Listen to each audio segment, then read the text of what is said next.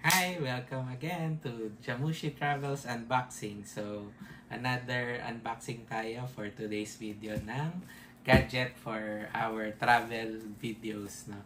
So, mystery box, pero yan na yung title, no? So, kulay black yung box nila, no? Usually, pag galing Shopee or Lazada na medyo may value yung talagang nakaitim lang yung box. Yan. Pero pag hindi, parang brown box or hindi nila masyado ilalagyan ng black na plastic. May isa pang box. Okay. So, kailan mo siya nabili? So, itong DJI Avata 2, nirelease noong April 12, no? Tapos, nakita natin, no, yung mga launch video. Tapos, nag-check tayo sa Shopee tsaka Lazada, no? So, nagulat ako. Usually, pre-order kasi pag bagong release. Pero mukhang marami silang stock, no? So, merong stock sa Lazada, meron din stock sa Shopee. Kaya lang ngayon sa Shopee tayo bumili. Kasi yung sa Lazada, nung payday sale, April 15, hindi na pala nagsa-stock yung, yung payment voucher tsaka yung discount voucher, no? So, mas malaki yung discount sa sa Shopee. So, parang 1, 2, free shipping, ganyan. Tapos may So, yung box, Osmo Pocket Creator Combo. Wow, Hello? sana meron. Baka nagkamali. Hindi, joke lang. Ano, may surprise ka? Hindi, wala. Ayan. So, fragile, handle with care, no refund or replacement. Please take a video daw if may problema or damage yung shipping. Ayan. So, wala naman, no? Yan, parang sealed naman. Kaya pala nauso yung mga unboxing video, ano? Oo, pero actually, sabi ni DTI, napanood ko kay Attorney Jock, no, illegal daw yun. Hindi pwede. Kasi bakit yung customer yung may burden to video, no? And if nakita niyo sa US, sa Amazon or sa other retailers sa other countries, hindi naman nila nire-require mag-video. Dito lang talaga sa Philippines. Only in the Philippines. Wow! Ayan. So, filler lang pala yung box. So, na-fake tayo. Ayan. Pero So, at least safe siya. Sana. maganda yung pagka-box din nila. Okay. Okay, sige ako na. Tapos, ito na yung ating main product for today's video. Yan, ang ganda. So, ayan, di ba? Parang naka-black carpet siya. Wow, ang haba. Okay. Ayan. Ay, Wow! dumihan. So, delivery order, ayan, DJI Avata 2 Fly More Combo. So, bumili tayo sa DJI Philippines Shopee store, yung Shopee Mall nila, no?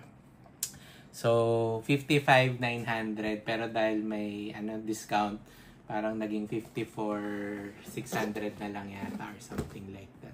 So, mag-member din kayo sa membership nila kasi may points, no? So, maganda yung mga pakulo ngayon sa mga stores. Ayan. So, yung binili natin is yung DJI Avata 2 Fly More Combo na may 3 batteries.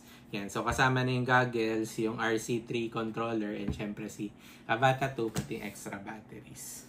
Ayan. So, bubuksan na natin. Parang Apple na rin yung pagbukas nila. May pull tab na rin. Ay, kailangan palang sirain muna. It's a prank. Ay, nagasgal. Kasi, yan, sa taas lang. Yan. Okay. So, wala nang balikan to, DJI. Joke lang. So, yun pala, no, share ko lang din yung recent experience ko for my DJI Air 3 na replacement, no. Nagka-vision error, wala namang physical damage. So, pumunta ako sa DJI Philippines Repair Store sa may Makati, sa may Chino Roses, no, La Fuerza 2 building. And ayun, siguro mga after 30 to 40 minutes, no, binigyan ako ng bagong DJI Air 3. So, kudos, no, sa ating DJI support maintenance, saka sa DJI SM Seaside kasi tinulungan din nila ako to diagnose, no. Okay, yan. So, ito ang ano nila, no, pinakabagong drone ng DJI na ni-release sa market today. Ayan, so may kasama rin siyang bag. Ayan.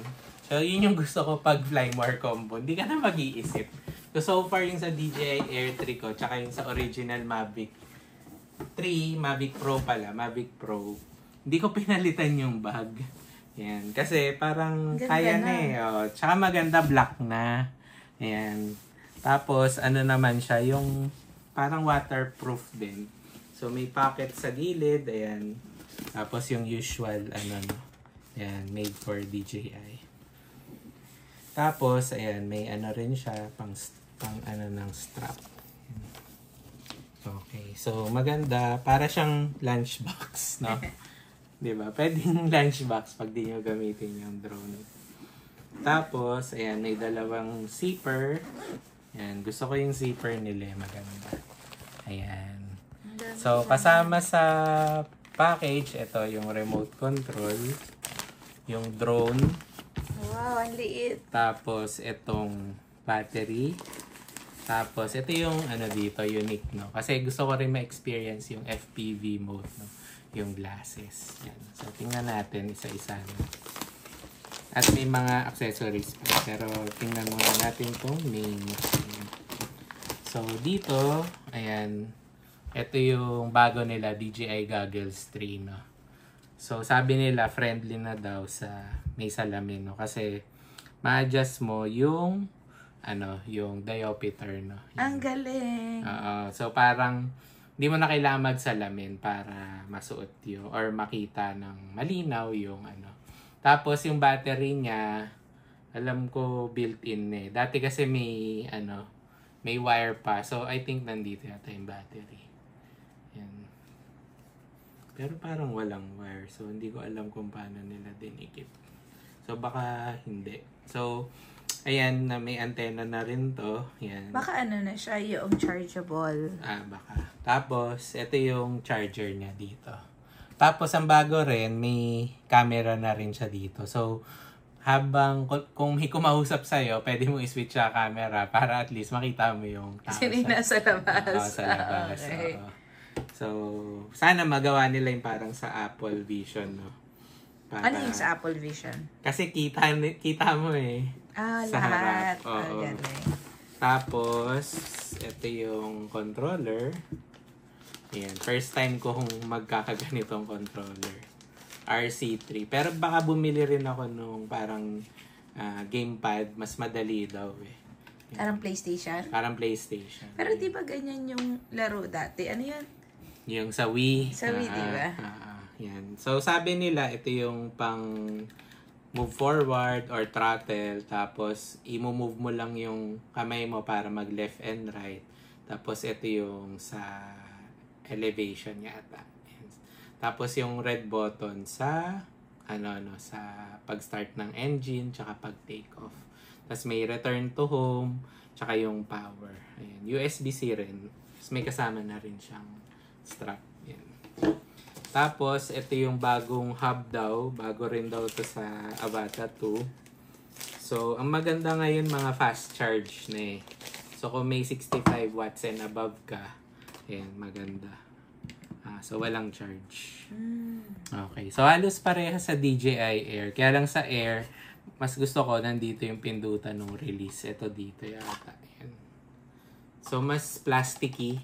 Mas maganda yung build nun sa DJI Air.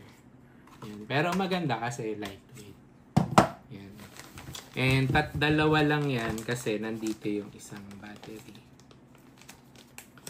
Okay. Ito yung main natin. So, hindi talaga siya for cinematic, no? FPV mode naman to. And wala siyang mga vision collision. So, siya, pang ibang, mode, no?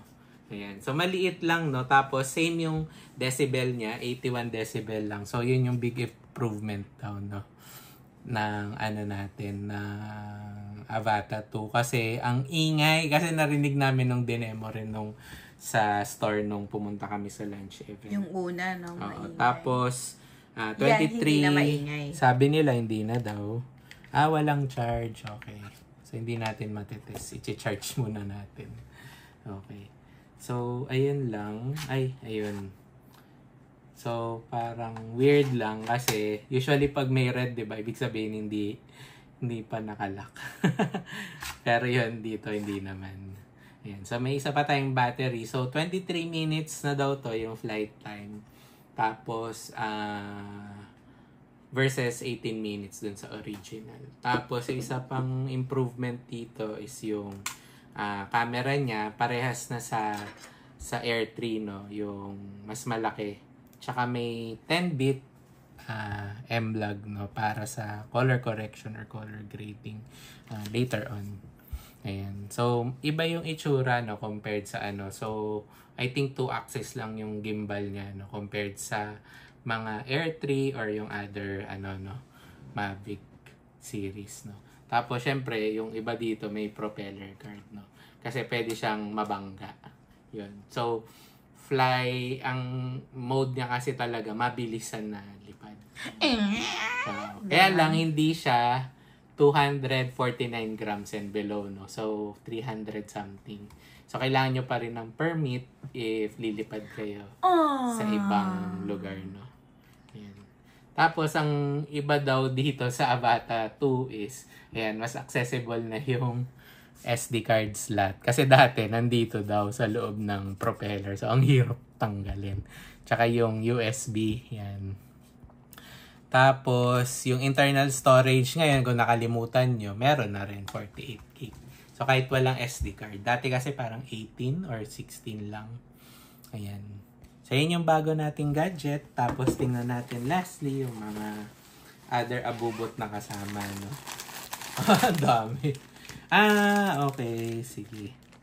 So, may pa-sticker sila. Ayan. And yung manual. Ayan. Tapos, yung extra props, which is always important, no? Na 4. Tapos, ito yung Allen wrench screw. Yan, para tanggalin yung propeller. Tapos, USB-C, wala tayong charger. So, yun yung kailangan yung bilhin. Ito, hindi ko alam kung anong laman. Check natin. Okay. So, may mga extra materials din for the, for the goggles. Yan. Ayan. Tapos, may corrective lens din. Ayan. So, iniisip na nila lahat para hindi ka na bumili ng extra accessories. No? Ayan. So, malalaman natin, magte-test run tayo siguro next week sa may isang resort dito sa Cebu. No? So, kung papayagan tayo, magdo-drone tayo doon. No? Ayan. Okay, so ayun lang. See you again and hope to see the next video na iti-test flight natin to indoor and outdoor. Bye-bye!